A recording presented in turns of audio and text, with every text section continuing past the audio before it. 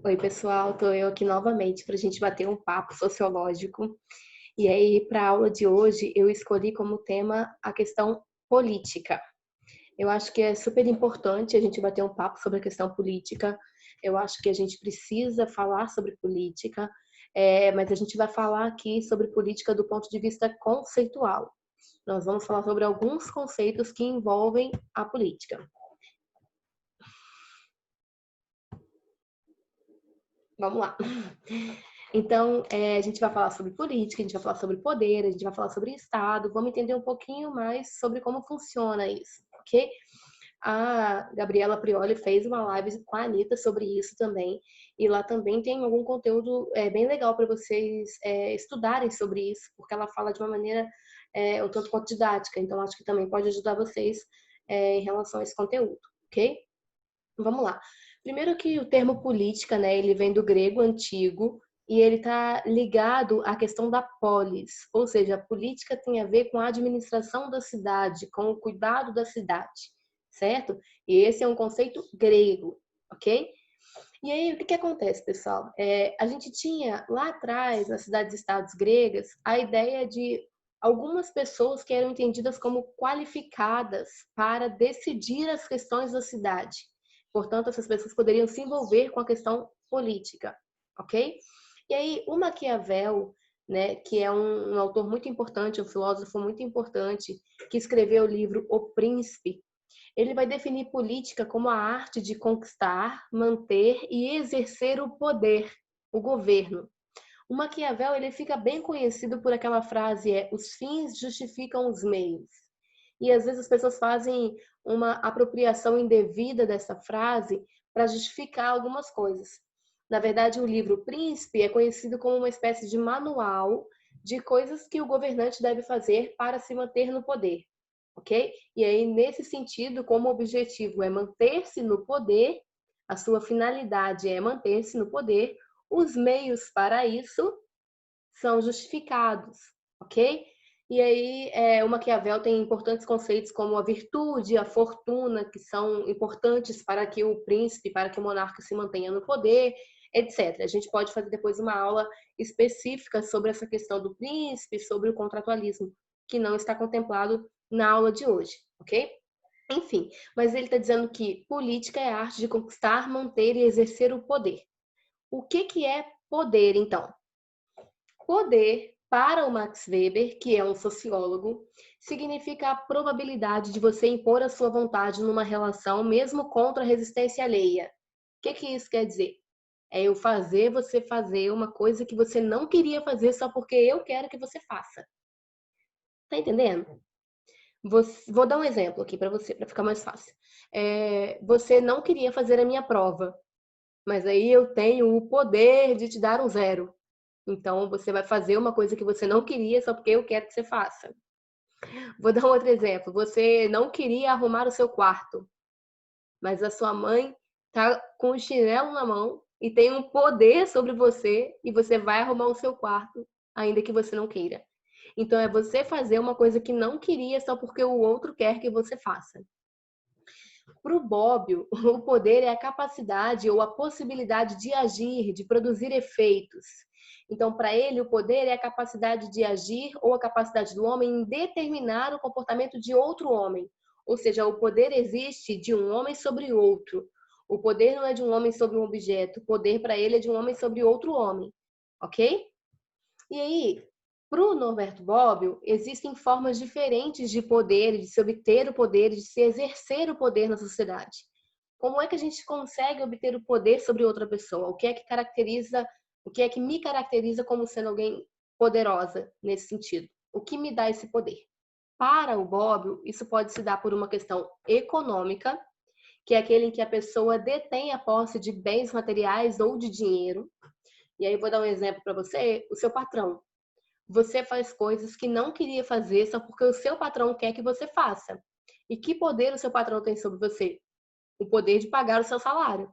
E aí é baseado nisso que você acaba obedecendo aquilo que ele lhe impõe nesse sentido. Mas o poder ele também pode ser ideológico. O poder ideológico é exercido por aquele que tem a capacidade de criar ideias, ideologias e com isso influenciar o outro. Então vamos pensar, por exemplo, a mídia. A mídia tem um poder ideológico sobre a gente. Ela consegue nos convencer de uma ideia, de uma ideologia, ela consegue nos influenciar. A gente já teve uma aula sobre a influência da mídia, ok? Que também está aqui no canal, para a gente pensar sobre isso. Mas vamos dar um exemplo, assim. Quantas pessoas passaram a usar o brinco em formato de coração, que era tipo uma argola em formato de coração, porque a Bruna Marquezine começou a usar o brinco em formato de coração. Então, querendo ou não, isso lança uma modinha, entende? Então, isso influencia a gente até mesmo nos nossos desejos. A mídia tem, portanto, um poder ideológico, ok? De nos convencer de que algo é bom ou ruim, dependendo daquilo que ela vai veiculando, ok? A gente também tem o poder político. O poder político é aquele que pressupõe o direito, né, e a possibilidade do uso da força física. No caso, pessoal, a gente vai ter no nosso país a força física na mão do Estado, né? O Max Weber fala que o Estado tem o monopólio do uso legítimo da força. O que é o monopólio do uso legítimo da força? Só o Estado pode fazer uso da força quando necessário, ok? Significa o quê? Se eu fui lesada em algum direito meu, eu não posso fazer justiça com as próprias mãos, porque conforme a nossa Constituição, o Estado é quem tem o monopólio do uso da força. Significa que eu tenho que fazer uma denúncia, isso tem que ser investigado e o Estado vai aplicar a lei prevista na nossa Constituição, na nossa legislação, ok? Então, a força física não deve ser usada pelo civil, ela deve ser usada pelo Estado. É ele quem tem o monopólio do uso da força, ok? E aí, nesse caso, da possibilidade do uso da força, a gente tem um poder que é político. O Max Weber, quando está falando sobre essa questão de poder, de dominação, ele criou 3 tipos de dominação. Ele conceituou 3 tipos de dominação, melhor dizendo. A gente tem a dominação tradicional. Dominação tradicional é quando a autoridade ela é pura e simplesmente suportada pela existência de uma fidelidade tradicional. O governante é o patriarca ou o senhor. Os dominados são os súditos e o funcionário é o servidor. O que isso significa? A dominação tradicional é quando você obedece algo porque é tradição. Sabe aquela ideia do sempre foi assim? Então, baseada nesse sempre foi assim, é que você acata, é que você obedece, é que você aceita essa situação de dominação, ok? O outro tipo de dominação que a gente tem é a dominação legal ou a dominação racional legal. A dominação racional legal é aquela em que você obedece porque é a lei. A autoridade está legalmente assegurada. O Weber vai falar bastante sobre a questão da burocracia. Então, por exemplo, independente da sua vontade, para algumas questões, há uma burocracia que deve ser cumprida, que deve ser seguida. Por exemplo, você quer fazer uma matrícula na escola. Para fazer a matrícula naquela escola, naquela turma, naquela série, você tem que ter uma idade X, você tem que ter uma série de documentos, você tem que ter a presença de um responsável. Então, toda essa burocracia independe da sua vontade. Então, exerce um controle sobre você, uma dominação sobre você, que é baseada na lei. Não é porque você quer que vai ser diferente, ok? É uma dominação legalmente imposta, ok? Mas a gente também tem a dominação carismática. A dominação carismática é quando as pessoas acreditam na existência de alguma qualidade excepcional que torna aquela pessoa digna de ser seguida. A dominação carismática é quando a gente acha que a pessoa tem aquilo que chamamos de carisma. E aí, por causa desse carisma, a pessoa acaba sendo obedecida. Vou dar um exemplo para vocês. Assim, na história, a gente tem líderes que foram considerados figuras carismáticas e que, por causa desse carisma, conseguiram convencer milhares de pessoas a se tornarem seus seguidores. Ok? Um exemplo mais claro vai ser Hitler, certo? Hitler era uma figura carismática, então quando o cara ia falar, ele fazia propositalmente algum tempo de silêncio antes do seu discurso, e esse silêncio causava uma espécie de desconforto nas pessoas, assim. E aí, depois desse tempo de silêncio, o cara começava a falar. E quando ele começava a falar, ele era louvado, ele era ovacionado. As pessoas ficavam, nossa, tá. Enfim. Mas um outro exemplo mais próximo da gente agora vão ser, por exemplo, os padres e pastores. Quantos de vocês têm mãe, avó, tia, que assina determinada revista por causa do padre, ou que se mobiliza para fazer determinadas romarias por causa do padre ou do pastor, que compra tal CD por causa daquela figura e que fala aquele discurso assim: nossa, mas padre tal é maravilhoso. Gente, aquele padre toca o meu coração, porque o que ele fala toca no fundo da minha alma, porque parece que ele está sabendo dos meus problemas. Então, enxerga nessa pessoa uma espécie de simpatia maior, entende? Esse carisma. E aí, por isso, essa pessoa é seguida. E assim, não há problema nenhum nisso, desde que a pessoa não faça um mau uso disso. Por exemplo, é muito injusto quando a gente vê determinadas lideranças, e aí no campo religioso estamos falando de padres e pastores especificamente, que aproveitam da fé dos fiéis por causa do carisma que ele tem. E aí, gente que vai vender tijolinho abençoado, gente que vende perfume com cheiro de Jesus Cristo, pessoas que estavam vendendo a caneta que treme na resposta certa do Enem, esse tipo de coisa, entende? E aí você vai falar, nossa, mas alguém acredita nisso? Professor, isso é da época da Idade Média, em que a igreja vendia lote no céu, não sei o quê.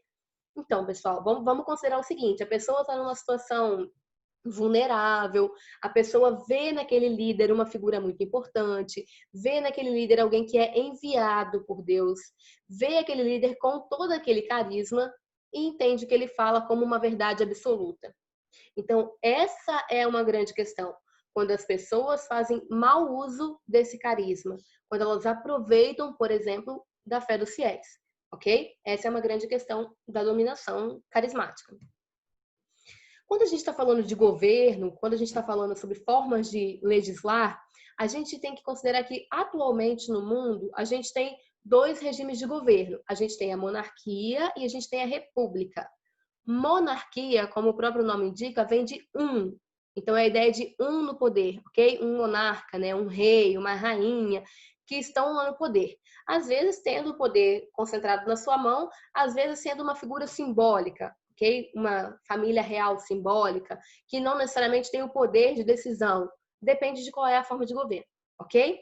Mas, do outro lado, a gente tem um governo que é chamado de república. E a ideia de república indica que a gente tem um presidente, ok? Vamos lá. O Brasil é conhecido como República Federativa do Brasil, que significa República Federativa do Brasil. Sabe quando você está preenchendo o questionário? Aí vem lá, cidade, estado, UF. Aí vem UF, você coloca, se você for daqui, né? Você, daqui do Espírito Santo, você coloca ES na sua UF. UF significa Unidade Federativa. O que significa Unidade Federativa? Significa que o nosso país é uma república federativa e que cada pedacinho desse é uma unidade da federação. Então, cada pedacinho desse é uma parte desse todo. Ou seja, somos uma unidade dessa federação. Que diferença faz? Faz diferença no sentido de que cada unidade da federação tem a sua autonomia de governo, são governos independentes, mas ao mesmo tempo subordinados a um governo central, que no caso do nosso país está concentrado no Distrito Federal, Brasília, ok? Então, os nossos estados têm autonomia de governo, eles são unidades federativas, são unidades dessa federação, mas ao mesmo tempo são subordinados a essa ideia geral de nação, ok? De Estado-nação. O Estado brasileiro, ele é dividido em três poderes. A divisão clássica dos três poderes vem lá com Montesquieu, ok? E aí eu junto isso em outra aula para explicar lá atrás na história, beleza? Mas a gente tem aqui, então, o poder executivo, o poder legislativo e o poder judiciário. Resumidamente, cada um tem uma função, ok? O poder legislativo é aquele que vai criar as leis, né? É o que vai elaborar as leis, é o que vai legislar.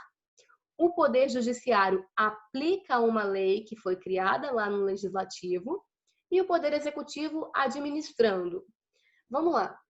Quando a gente fala assim, o presidente criou uma lei.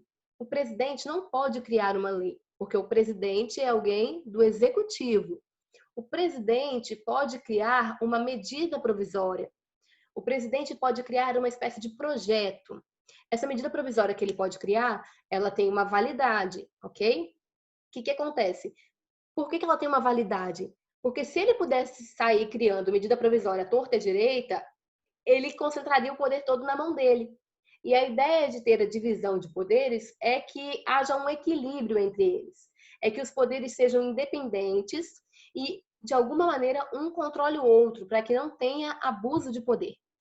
Então, ele pode criar ali uma medida provisória, né, uma espécie de projeto que tem uma validade, e isso é encaminhado lá para o Congresso Nacional, lá para o Poder Legislativo, para que o Poder Legislativo julgue se aquilo é válido para o país, se aquilo tem sentido, tem significado para o país, e a partir daí o Poder Legislativo vote para que isso se torne uma lei, ok? Então, o Poder Executivo não faz lei. Quem faz lei é o Poder Legislativo. E aí, a gente tem lá em Brasília a chamada Praça dos Três Poderes. E, como o próprio nome diz, a Praça dos Três Poderes concentra a sede dos três poderes federais, ok? A gente tem lá na Praça dos Três Poderes. Aqui, se você olha a imagem, você vai ver que a gente tem aqui no centro essas duas torres aí, ok? E assim, esse é o Congresso Nacional. O Congresso Nacional é onde trabalham os deputados federais e os senadores. O Congresso Federal, perdão, o Congresso Nacional é a sede do Poder Legislativo. É lá que são feitas as discussões para aprovação ou não de uma lei, ok? Do lado aqui onde tem uma estatuazinha, tá vendo? A gente tem o Poder Judiciário. Essa é a sede do Poder Judiciário, ok? É onde a gente tem o Supremo Tribunal Federal. Do lado de cá, a gente tem o Palácio do Planalto, que é onde trabalha o presidente. É a sede do Poder Executivo, ok? Então, na Praça dos Três Poderes, a gente vai ter a concentração dos três poderes. Eu trouxe para vocês aqui uma visão panorâmica, né? Aquela foto era dos fundos do Congresso Nacional e agora a gente está de frente para o Congresso Nacional para vocês verem que, geograficamente falando, eles estão posicionados muito próximos uns dos outros, ok? Essa é a Praça dos Três Poderes. E aí aqui eu trouxe para vocês um link que te permite fazer uma visita virtual à Câmara dos Deputados, ok? E aí você consegue lá, com 360 graus, visitar a Câmara de Deputados. Você consegue entrar lá dentro, conhecer alguns salões lá e tal. Então, fica aqui uma dica para vocês visitarem esse espaço. Trouxe para vocês a foto mais aproximada, né, do Congresso Nacional, Poder Legislativo, as grandes torres, do Palácio do Planalto, Poder Executivo, onde trabalha o presidente, e aqui debaixo do Supremo Tribunal Federal, que é a sede do Poder Judiciário. Eu trouxe também para vocês uma fotografia do Palácio da Alvorada. O Palácio da Alvorada é a residência oficial do presidente. O presidente trabalha no Palácio do Planalto e mora no Palácio da Alvorada, ok? São espaços separados. E aí, por que ele tem que ter uma residência oficial? Vamos considerar, é o chefe do país, é o chefe da nação, ele tem que residir próximo do local onde ele trabalha, afinal a gente concentra as nossas sedes de poder tudo num lugar só, então ele precisa estar próximo desse espaço, ok? Então, trabalha no Palácio do Planalto, mas mora no Palácio da Alvorada. E aí, só para vocês terem uma ideia, eu trouxe um print do Maps que mostra a distância entre o Palácio do Planalto e o Palácio da Alvorada, que está mais ou menos a uns 5 quilômetros de distância de um para o outro, ok? Lembrando que Brasília é uma cidade planejada, né? Vocês já devem ter estudado sobre isso. E aqui eu trouxe para vocês também o Palácio Jaburu.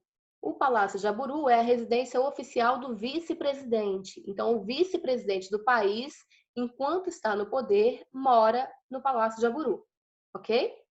Então, por exemplo, quando a gente teve o processo de impeachment da presidente Dilma, na época o Michel Temer morava no Palácio Jaburu. À medida que a presidente Dilma foi afastada e o Michel Temer tornou-se presidente, ele saiu do Palácio Jaburu e foi para o Palácio da Alvorada, ok? Só que, né, no caso dele, ele não gostou, não se adaptou e preferiu voltar à antiga residência ao Palácio Jaburu. Mas, enfim, De modo geral, o vice-presidente ocupa o Palácio de Jaburu e o presidente ocupa o Palácio da Alvorada. Agora, vamos pensar um pouquinho. Eu estou falando sobre os três poderes, né? O poder executivo, legislativo e judiciário. Só que esses três poderes têm três instâncias, três níveis de poder. A gente tem o poder legislativo no nível federal, estadual e municipal. Poder executivo no nível federal, estadual e municipal. Poder judiciário, igualmente. Então, o poder legislativo no nível federal é o Congresso Nacional, que é formado por quem? Pela Câmara dos Deputados, né, que são os deputados federais, e pelo Senado Federal, que são os senadores. Então, o poder legislativo no nível federal é o Congresso Nacional, deputados federais mais senadores. O poder legislativo no nível estadual é a Assembleia Legislativa, que é formada por quem? Pelos deputados estaduais, ok? Então, nas capitais dos estados vai estar localizada a Assembleia Legislativa daquele estado, com os deputados estaduais eleitos democraticamente para legislar sobre aquele estado. No nível municipal, o poder legislativo é representado pela Câmara Municipal, ou seja, pelos vereadores. E aí é importante que vocês entendam que eles são independentes nessas instâncias, mas eles são subordinados à instância superior. Então, por exemplo, a Câmara de Vereadores de um município não pode criar uma lei que passe por cima de uma lei federal, entendeu? Vou dar um exemplo. A pena de morte é proibida no Brasil. Proibida no Brasil, ok? No nível federal. Ah, não, mas aqui em Castelo pode. Não, não pode. Eu não posso criar uma lei no município que passe por cima de uma lei do país, ok? Da mesma maneira, o Estado não pode criar uma lei que passe por cima de uma lei que seja federal, ok? Eles têm autonomias de governo para administrar e tal, tudo separado, independente, mas tem essa subordinação, ok? O poder executivo no nível federal é representado pelo presidente da República, pelo vice-presidente e pelos ministros, que o presidente escolhe, ok? Todos esses compõem o poder executivo no nível federal. No nível estadual, a gente tem o governador, vice-governador e secretarias, ok? Os secretários ou secretárias que são escolhidos também por esse governador. Isso no nível estadual. No nível municipal, prefeito, vice-prefeito e secretariado. Então, a gente tem, de novo, a separação deles. O Poder Judiciário, no nível federal, vai ser o Supremo Tribunal Federal e o Superior Tribunal de Justiça. No nível estadual, também vamos ter tribunais e juízes. No nível municipal, a gente vai ter uma representação, seria o fórum, por exemplo. Então, você recorre ao Fórum Municipal como uma sede do Poder Judiciário do seu município, ok? Então, a gente tem separado os três poderes em três instâncias diferentes. E aí, a importância dessa separação é exatamente para haver um equilíbrio, para que não haja um abuso de poder, para que, ao mesmo tempo em que alguém governe, ele esteja sendo fiscalizado, ele esteja sendo observado, ok? Para que não se torne um governo antidemocrático, né? Um governo autoritário, qualquer coisa desse tipo. Então, o princípio da democracia é que é o poder do povo, o poder na mão do povo. O que isso significa? No caso do nosso país, nós temos uma democracia representativa, né? A gente escolhe os nossos representantes. Então, essa galera que está aí no poder legislativo e executivo foram escolhidas por nós, através do voto, ok? Agora, o Poder Judiciário não, que aí já é outra forma de funcionar. Mas o Poder Legislativo e Executivo foi escolhido pela gente. Como? A maioria dos votos decide. Então, a maioria dos votos válidos é que elege uma pessoa, ok? Esse é o princípio da democracia representativa, que é diferente da democracia ateniense, né? Que era uma democracia direta. A galera ia para a praça para votar, para decidir e tudo mais. Quem é que ia para votar? Quem era considerado cidadão. Ok, o homem livre, uma série de critérios, né? A mulher não participava, negros não participavam, estrangeiros não participavam, né? Uma série de pessoas era excluída desse direito de cidadania. No caso aqui do Brasil, perdão, no caso aqui do Brasil, a gente vai ter, pode votar, né? Maiores de 16 anos, mas acima de 18 são obrigados a votar. E aí, homens, mulheres, né, todo mundo pode votar, inclusive analfabetos. Os analfabetos só não podem ser eleitos, ok? Segundo a nossa Constituição. Mas eles podem sim votar. E aí não tem limite de idade, você pode votar até que você quiser, ok? Só que aí, lá na frente, ele deixa de ser obrigatório, ele passa a ser facultativo, certo? Mas, enfim, isso não acontecia lá atrás. E aí também a gente vai pensar no tamanho do nosso país. Será que teríamos condições de ter uma democracia direta, de todo mundo participar? Será que teríamos maturidade para isso? Será que teríamos formação para isso? Isso são questões para a gente pensar acerca da questão da democracia no nosso país. Ok, pessoal, eu espero que eu tenha esclarecido algumas dúvidas conceituais para vocês. Em outro momento, a gente volta discutindo outras questões acerca da política, para que a gente possa continuar aprendendo sempre, aprendendo mais sobre essas questões que são tão importantes para o nosso dia a dia.